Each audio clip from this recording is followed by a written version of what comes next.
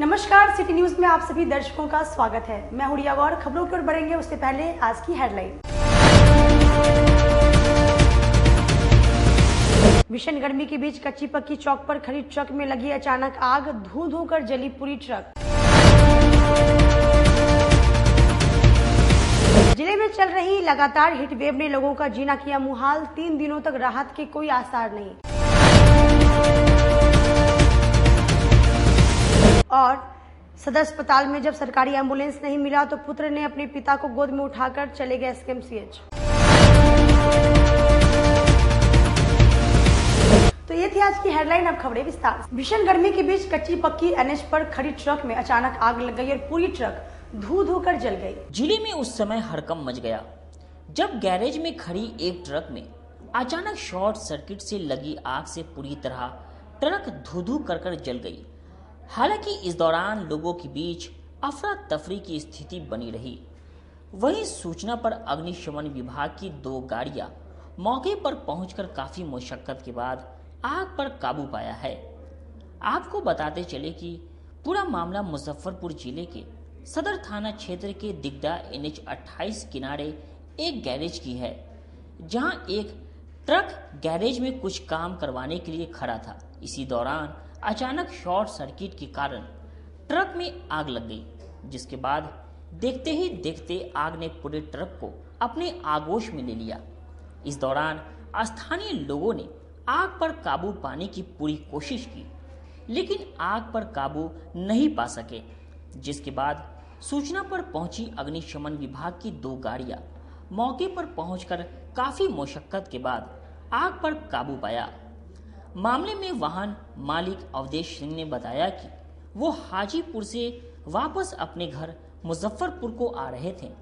तभी स्थानीय लोगों के द्वारा सूचना मिला कि ट्रक में आग लग गई है, जिसके बाद मामले की सूचना अग्निशमन विभाग को दिया गया। वहीं सूचना पर पहुंची अग्निशमन विभाग की टीम ने काफी मुशक्कत के बाद आग पर काबू पा लिया है। वहीं मामले में अग्निशमन विभाग के अधिकारी ने बताया कि स्थानीय लोगों के द्वारा सूचना प्राप्त हुई थी कि एक ट्रक में अचानक आग लग गई है। वहीं सूचना मिलते ही अग्निशमन विभाग की 2 गाड़ियां मौके पर पहुंच काफी मुशक्कत के बाद आग पर काबू पा लिया है। वहीं शॉर्ट सर्किट के कारण आग लगने की बात सामने आई है। गाड़ी लगी हुई थी, एकाएक इसमें आग लग गया। लोगों के द्वारा खबर हुआ कि आपकी गाड़ी में आग लगी है। फायर ब्रिगेड को सूचना दिए, उसके बाद आए तो देखे जो गाड़ी जल रही थी। फायर ब्रिगेड द्वारा पानी के द्वारा आग को बुझाया गया। आग पर काबू पा लिया गया? जी, आग पर काबू पा लिया। क्या कुछ क्षति है? केबिन, आधा बॉडी, बैटरी, टायर, इंजन। कुछ कारण पता चल पाया आग को कैसे लगा? नहीं, गाड़ी खड़ी थी, काम हो रहा था।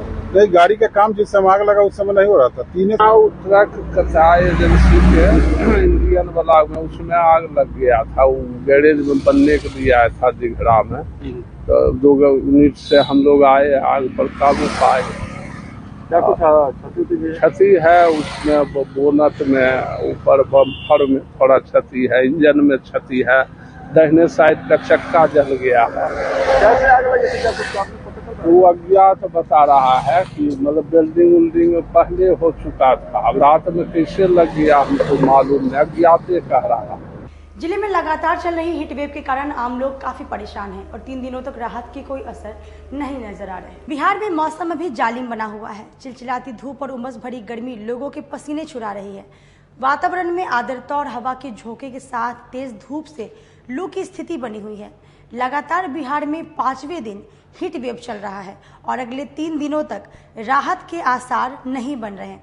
गर्मी से लोग परेशान हैं और मौसम विभाग की माने तो 3 दिन बाद 16 जून को प्रदेश के कुछ जिलों में मेघ गर्जन की स्थिति बन रही है, जिससे अधिकतम तापमान में कमी आएगी।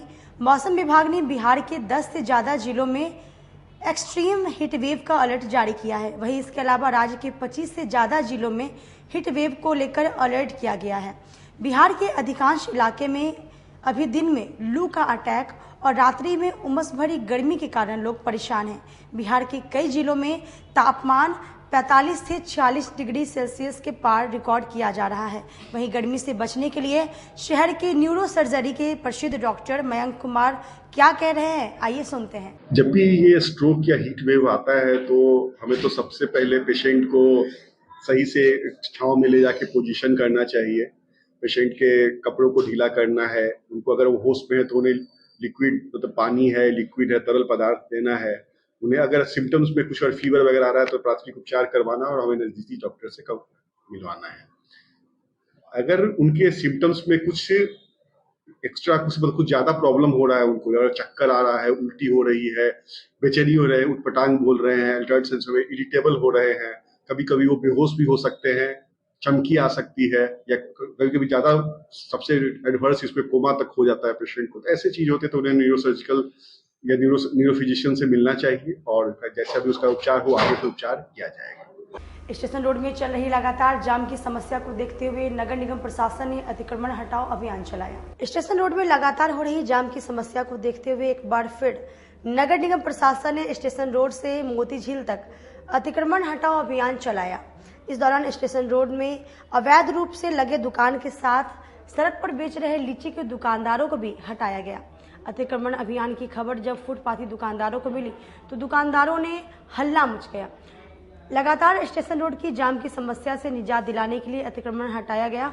स्टेशन रोड के तमाम दुकानदार अपने अपनी दुकान लेकर भागते दिखे और वहीं पदाधिकारी का कहना है कि बार बार रोड को अतिक्रमित किया जाता है जिससे जाम की समस्या उत्पन्न हो जाती है। यदि दुकानदार बार बार यही काम करेंगे तो अधिक से अधिक पेनाल्टी की जाएगी, तो हो सकता है कि दुकानें ना लगे। जो प्रॉब्लम है वो हमारे स्टेशन रोड क्षेत्र में है, तो अभी यहीं पर लोगों को हिदायत दी जा रही है कि वो अपना जो कुछ भी है इस तरीके से लगाए कि ट्रैफिक डिस्टर्ब ना हो। सदर अस्पताल और स्टेशन को ध्यान में रखते हुए काफी संवेदनशील क्षेत्र है ट्रैफिक के मामले में। अगर जरूरत पड़ेगी तो हम लोग ट्रैफिक डीएसपी साहब से और एसपी साहब से कंट्रोल करके जिला के प्रशासन के सहयोग से इस पूरे स्ट्रेच को क्लियर करवाएंगे। यहाँ तो बराबर देखा जाता है कि एक बार हटा दिया जगह अतिक्रमण फिर लग जाती है। हाँ, ये अतिक्रमण इसका समाधान क्यों नहीं हो पाता? इसका समाधान का ये है कि ये अभी तुरंत हम लोग हटाए उसको और 2 मिनट के अंदर वो लगा लिए।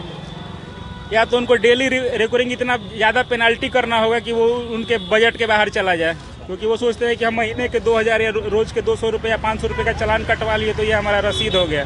तो वो चीज़ नहीं होने जा रहा है अभी। तो इसके लिए क्या समाधान किया जाए? इसका समाधान है कि उनको तो पहले अभी हम इसी एक स्ट्रेच पे कुछ दिन काम करके और उनको सीधा बता देना है कि आप इस चीज़ को हटाइए। नहीं हटाते हैं तो उनको सामान जब्ती होगी और उनको उचित कार्रवाई होगा। ज़्यादा जरूरत पड़ी तो फिर हमारे पुलिस पदाधिकारी लोगों से भी इसमें मदद लिया जाएगा।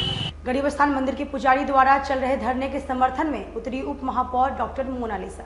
बाबा गरीबनाथ मंदिर में पुजारियों का हड़ताल आज 8वें दिन भी जारी रहा। शहर की उप महापौर डॉक्टर मोनालिसा ने भी पुजारियों की इस हड़ताल में अपना समर्थन दिया। उन्होंने बताया कि न्याय समिति के अध्यक्ष और सचिव जिस प्रकार से अपनी मनमानी कर रहे हैं वह साफ तौर पर गैर संवैधानिक है और उन्होंने बताया कि पुजारी की हड़ताल को लेकर वह जिलाधिकारी से भी मिलेंगी और प्रयास करेंगे कि जल्द ही से जल्द पुजारियों की यह हड़ताल को खत्म करवाया जाए। मैं आज सुबह गौर रक्षा अभियान समिति की ओर से मुझे 11 सूत्री मांगों का एक पत्र दिया गया। तो उनका कहना था कि मैडम हम लोग आमरण अनशन पर बैठ रहे हैं, हम लोगों की 11 सूत्री मांगे हैं। तो मैंने बोला भी कि 1-2 दिन पहले अगर दे दिया जाता तो मैं इस पर विचार करती और प्रशासन जिला प्रशासन से भी बात करके इनकी 11 सूत्री मांगों को पूरा करने की कोशिश करती। लेकिन मैं आई हूँ तो यहाँ आमरण अनशन शुरू हो चुका था। और मैं बोलना चाहूँगी कि गरीबनाथ मंदिर के जो अध्यक्ष हैं मिहिर जी, कोई भी समस्या का समाधान मिल बैठकर एक टेबल पर शांतिपूर्ण ढंग से किया जा सकता है। तो गरीबनाथ मंदिर के अध्यक्ष मिहिर जी, न्याय समिति के सारे सदस्य, उनके जो अध्यक्ष हैं कुणाल जी, सभी के लिए मैं बोलना चाहूँगी कि सभी कोई बैठ के एक टेबल पर और इनकी जो भी समस्याएं हैं तो 11 सूत्री मांगे हैं उसे पूरी करने की कोशिश करें। मैं भी जिला प्रशासन से बात करूँगी, जिलाधिकारी महोदय से बात करूँगी इनकी समस्याओं को लेकर। इनकी छोटी छोटी समस्याएं जैसे अर्घा की बातें इन्होंने पहले पॉइंट पर अर्घा की बातें रखी हैं। पिछले सावन में भी लोगों का ये था कि नहीं मैडम अर्घा मंदिर के प्रांगण से ये जलाभिषेक होना चाहिए, क्योंकि लोग दूर दूर से आते हैं और उन्हें बाबा का दर्शन भी नहीं हो पाता है। तो अगर मंदिर प्रांगण में अर्घा लगा दिया जाएगा तो लोग अंदर जाके बाबा का दर्शन दूर से भी कर सकते हैं। दूसरी मांगे हैं जो शुल्क होता है, पूजा की जो शुल्क होती है उसे कम करने की। तो लोग बहुत गरीब आते हैं, दूर दूर से आते हैं, तो बहुत अच्छी मांग है इनकी कि शुल्क कम हो जाएगी तो गरीब जनता को बहुत राहत मिलेगी। तीसरी मांगे हैं जो अभी मैं देख रही हूँ कि नोट महीनों से पड़े रहते हैं दान पत्र में और सड़ गल जाते हैं, तो न्याय समिति के हाथ में देने की और कुछ दिनों पर दान पेटी, सही बात है, कुछ दिनों पर दान पेटी खोलनी चाहिए। गरीबनाथ मंदिर के पुजारी के समर्थन में गौ रक्षा अभियान समिति के सदस्य अनशन पर बैठे। गरीबनाथ मंदिर के सेवैत और पुजारी 8वें दिन बुधवार को भी मंदिर के मुख्य द्वार पर धरना पर रहे। धरना को समर्थन देने के लिए उप मेयर डॉक्टर मोनालिसा भी पहुंची। मंदिर के मुख्य द्वार पर बैठे सेवैत और पुरोहितों ने न्याय समिति के अधिकारियों के हटाए जाने की मांग पर कायम रहे। वहीं इस हड़ताल का समर्थन करने के लिए गौ रक्षा अभियान समिति के अध्यक्ष मंदिर के मुख्य द्वार पर आज से आमरण अनशन शुरू कर दिए हैं। इसकी जानकारी संयोजक राजेश चंद्र श्रीवास्तव ने बताते हुए कहा है कि पुजारियों की मांगों के अलावा अर्घा की व्यवस्था मंदिर प्रांगण में किए जाने, पूजा का शुल्क कम करने, दान पात्र को सही जगहों पर रखने, मंदिर के पश्चिम अतिक्रमण को खाली कराने जैसे कई मांग हैं। उन्होंने बताते हुए कहा है कि जब तक उनकी मांगें पूरी नहीं होती है आमरण अनशन जारी रहेगा।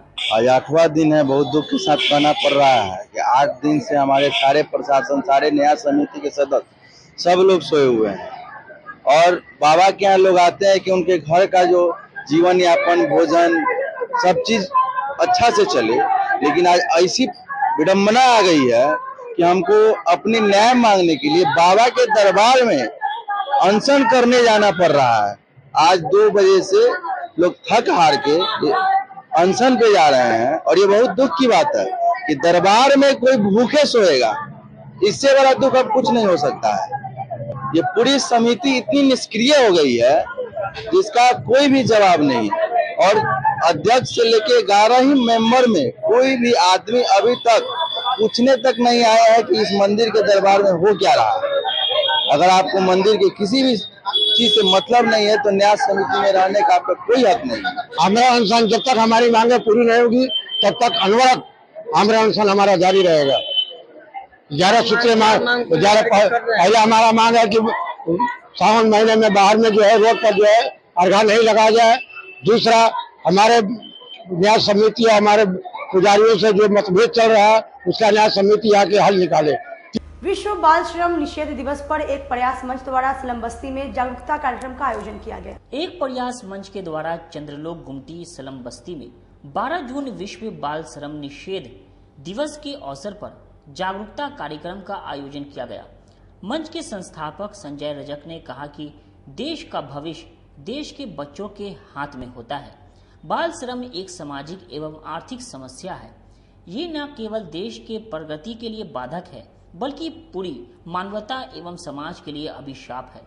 आज बाल श्रम निषेध दिवस पर बस्ती में बाल श्रम मुक्त पर आधारित लोकगीत लैकन से कमवातो हो, ए भैया जनी मत करवावा हो, जीवन सवार महा बनावा उज्जवल भविष्य बनावा हो।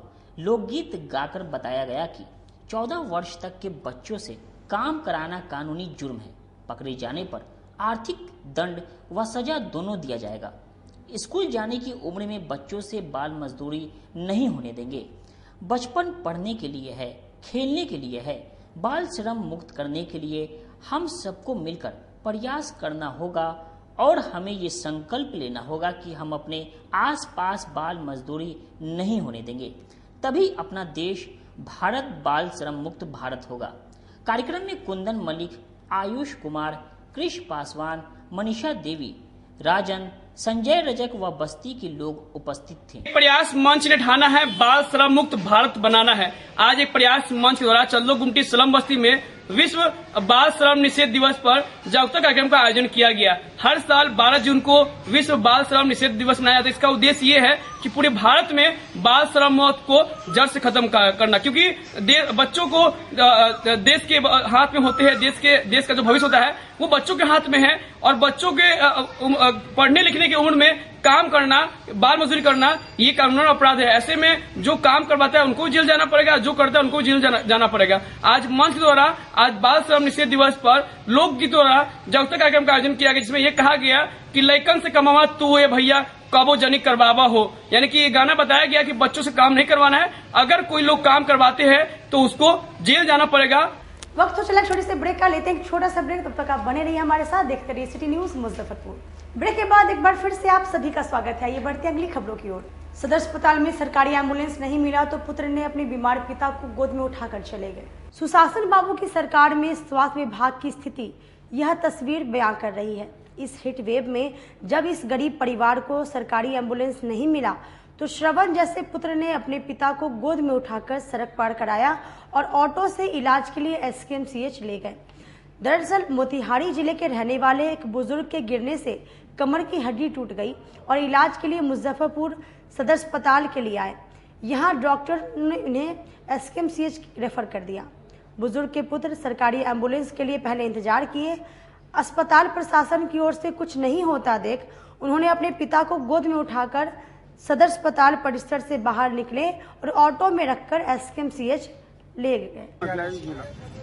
यहाँ अस्पताल में स्ट्रेचर नहीं मिला है ले जाने के लिए?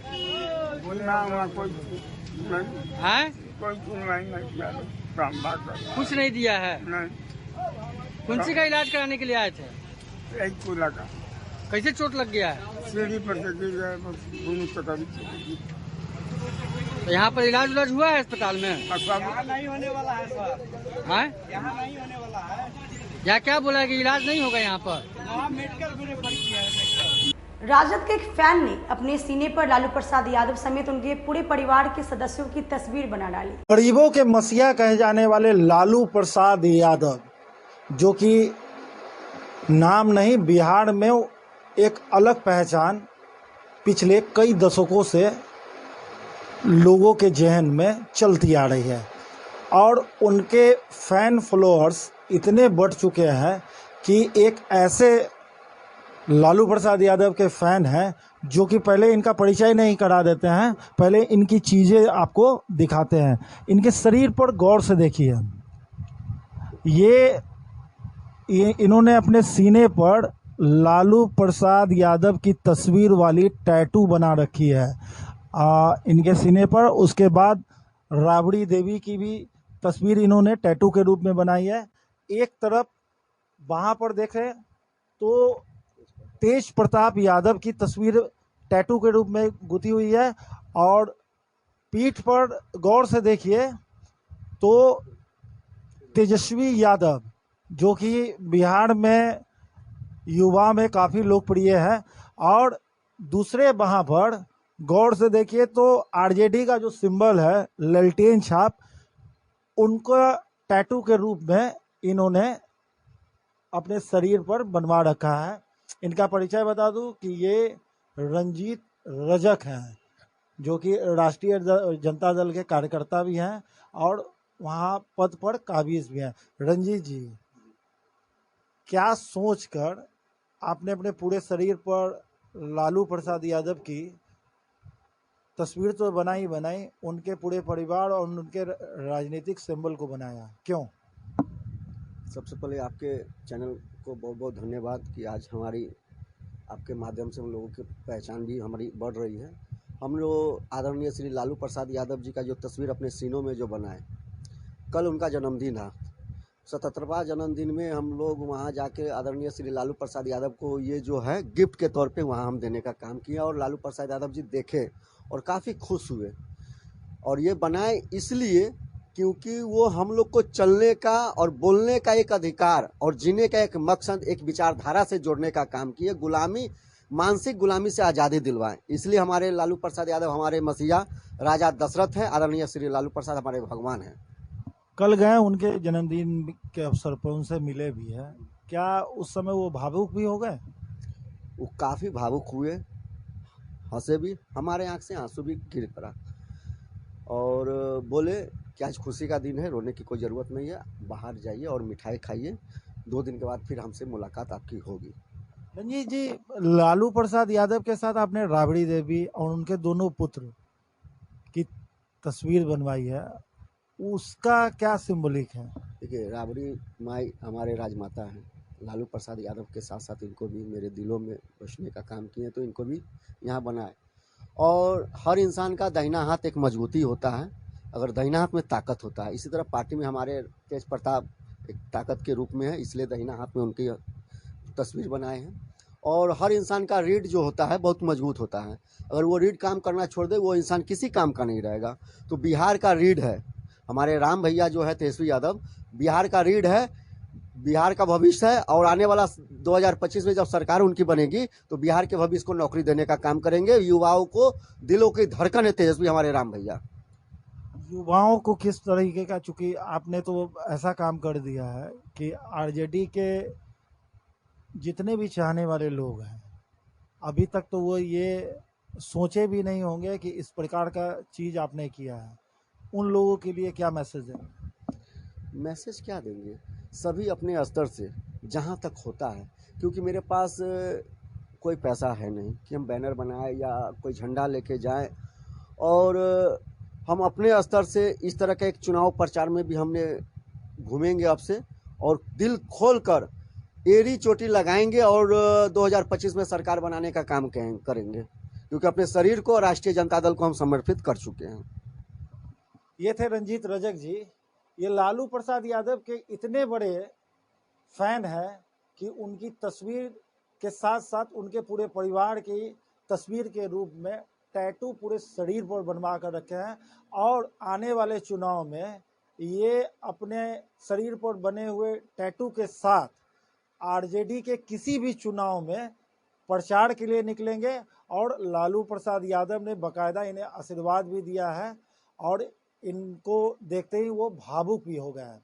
अपने सहयोगी विकास के साथ प्रदीप कुमार केसरी, सिटी न्यूज, मुजफ्फरपुर। रामवृक्ष बेनीपुरी महिला महाविद्यालय में अखिल भारतीय विद्यार्थी परिषद द्वारा 7 दिवसीय शिविर की शुरुआत की गई। अखिल भारतीय विद्यार्थी परिषद मुजफ्फरपुर महानगर के द्वारा 7 दिवसीय व्यक्तित्व विकास शिविर का बुधवार को शुभारंभ हुआ। रामवृक्ष बेनीपुरी महिला महाविद्यालय में 7 दिनों तक चलने वाली व्यक्तित्व विकास शिविर में छात्र छात्रा अपना विभिन्न क्षेत्रों में कैसे विकास करें, इसके बारे में 7 दिन अलग अलग विषय के विशेषज्ञ अपना विचार रखेंगे। यह शिविर हर दिन सुबह 8 बजे से 10 बजे तक चलेगी, जिसमें 2 सत्र रहेंगे। एक सत्र अतिथि द्वारा बौद्धिक का रहेगा, जिसमें विद्यार्थी अपना करियर को कैसे ठीक करे इसके बारे में जानकारी दी जाएगी। दूसरा सत्र रचनात्मकता यानी मनोरंजन और प्रतियोगिता का होगा। इसमें छात्र अपने रुचि के हिसाब से रचनात्मकता का प्रदर्शन करेंगे तथा प्रतियोगिता में हिस्सा लेंगे। आज पहले दिन अतिथि के रूप में आए डॉक्टर मोनालिसा रॉय ने छात्र का भविष्य कैसे उज्जवल हो इसके बारे में छात्रों को प्रेरित किया। विद्यार्थी परिषद की प्रांत उपाध्यक्ष डॉक्टर आभा रानी ने कहा कि छात्र उमंग से भरा होता है, इसे सही रास्ता दिखाने पे ये किसी मंजिल तक पहुंच सकते हैं। अखिल भारतीय विद्यार्थी परिषद के द्वारा 7 दिवसीय व्यक्तित्व विकास शिविर का आयोजन किया गया है, उसकी शुरुआत आज से की गई है। इस व्यक्तित्व विकास शिविर में अभी क्या है कि गर्मी छुट्टियों में क्लासेज बंद है, महाविद्यालय में, यूनिवर्सिटीज में, सभी जगह क्लासेज बंद है। तो इस समय का सदुपयोग करते हुए इसका आयोजन हम लोग किए हैं कि इन समयों में हम छात्र छात्राओं को एक बेहतर व्यक्तित्व का निर्माण कैसे हो सकता है, एक बेहतर करियर कैसे बना सकते हैं, समाज में एक बेहतर छवि कैसे बना सकते हैं, वो विभिन्न माध्यम से उनका बेहतर व्यक्तित्व कैसे हो सकता है, इसको लेकर के 7 दिवस हम लोग लगातार अलग अलग हमारे क्षेत्र के, कभी कोई अच्छे सामाजिक लोग, कभी कोई अच्छे प्रशासनिक लोग, कभी कोई अच्छे डॉक्टर, मतलब इस माध्यम से जो समाज में बेहतर हैं पहले खुद और वो कैसे बेहतर हो सकता है इस पर मार्गदर्शन कर सकते हैं। तो ऐसे Madhukranti B pharma welfare society के सदस्यों ने अपनी 10 सूत्री मांगों को लेकर जिलाधिकारी को ज्ञापन सौंपा। उत्पाद लागत मूल्य से ऊपर शहद की खरीदारी को सुनिश्चित करने, शुद्ध शहद और जमे हुए शहद की एडवर्टाइजमेंट करके उपभोक्ता को जागरूक करने FSAI द्वारा नए परीक्षणों NMR, TMR, SMR और HRMS मानकों को अधिसूचित करने, सभी ब्रांडेड कंपनियों, सभी निर्यातक कंपनियों और ट्रेडर्स की शहद खरीदी और बिक्री की जांच के लिए स्वतंत्र SIT गठित करने और उसे सीट में हमारे संगठन को भी शामिल करें, जिससे सभी के शहद खरीदी और बिक्री की निष्पक्ष जांच हो सके, सहित 10 सूत्री मांगों को लेकर मंगलवार को Madhukranti be farmers welfare society के तत्वाधान में दर्जनों मधुमक्खी पालकों ने जिलाधिकारी के माध्यम से प्रधानमंत्री नरेंद्र मोदी को ज्ञापन सौंपा। मधुमक्खी पालकों ने कहा कि हम लोगों ने जिलाधिकारी से निवेदन किया है कि हमारी समस्या का समाधान 7 दिन में करवाने की कृपया करें और अगर हमारी समस्याओं का समाधान 7 दिन में नहीं होता है मजबूरन हमें आंदोलन का रास्ता अपनाना पड़ेगा, क्योंकि मौन पालक आत्महत्या के कगार पर पहुंच चुका है और कुछ मधुमक्खी पालक किसान हत्या तक कर चुके हैं। मौके पर प्रदेश कमेटी अध्यक्ष हरेंद्र कुमार, प्रदेश कमेटी सदस्य मुकेश कुमार सहित दर्जनों मधुमक्खी पालक मौजूद रहे। शहद खरीद नहीं रही है, जो शहद के खरीदारी में डिले हो रहा है उसके लिए दिया गया है कि कंपनियां हम आम किसानों का शहद जो हमारे किसान संगठन द्वारा उत्पादन लागत मूल्य जो निर्धारित किया गया उस पर खरीदा जाए और वो हमारा शहद ले जाए और वो सरकार के द्वारा या अपने कंपनियों के द्वारा देश और विदेश में ग्राहकों को हमारे शहद का मिठास दिलाया जाए, ना कि अब यह जो चाइनीज शहद है वो मार्केट में बेचा जाए। हम आपके जरिए हम आम किसान को भी यह कहना चाहेंगे कि जो जितने भी आपके श्रोतागण हैं, जो आपके दर्शक हैं, उनसे भी रिक्वेस्ट करते हैं कि वो भी जब भी शहद अगर खरीदे तो प्रयास करें कि ज़्यादा से ज़्यादा वो मधुमक्खी किसान से ही शहद खरीदे, क्योंकि उनके द्वारा जो शहद निकाला जाता है वही शुद्ध शहद होता है। बाद बाकी जो कंपनियां शहद लाती है उसमें करीब 70% कंपनियों का शहद फेल हो रहा है, क्योंकि इसके लिए जो है सबसे पहले अपने इंडिया में NMR टेस्ट का कोई सिलसिला है नहीं और अपने इस टेस्ट के लिए सर जो भी शहद को जो भेजा जाता है वो जर्मनी भेजना पड़ता है। तो पिछले 2 साल पूर्व इस चीज़ का योजना भारत सरकार के द्वारा लाया गया है, मोदी सरकार के द्वारा, कि अब NMR टेस्ट जो है अपने इंडिया में होगा। तो उस पर भी सरकार से हमारा यह निवेदन होगा कि जितना जल्द से जल्द उस संस्था को चालू किया जाए, जिससे हम आम किसानों को शहद को बेचने में आसानी होगी, क्योंकि जब वो संस्था काम करने लगेगा तो हमारा दुख दूर होगा, क्योंकि उसको शुद्ध शहद की ज़रूरत होगी और हम शुद्ध शहद तैयार करते हैं और ना जो मिलावटी शहद बाहर से आ रही है उनके ऊपर नकेल कसी जाएगी। आज के लिए बस इतना ही, फिर मिलेंगे शहर की तमाम खबरों के साथ। तब तक का मुझे और मेरी पूरी निश्चित को दीजिए इजाजत। नमस्कार।